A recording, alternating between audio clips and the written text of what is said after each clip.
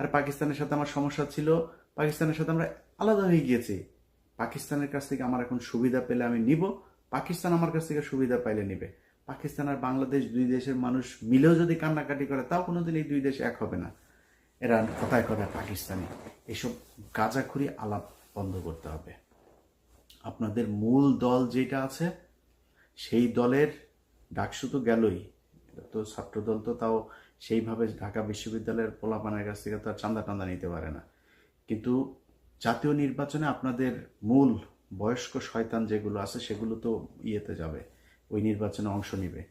তারা সারা বাংলাদেশে এমন এক চাঁদাবাজের রাজত্ব তৈরি করেছে, এগুলো আমরা বললে আপনাদের কাছে খারাপ লাগবে, আমাদেরকে মনে হবে আমরা পাকিস্তানের লোক বলে তারপরে ট্যাগ দেওয়ার চেষ্টা করবেন।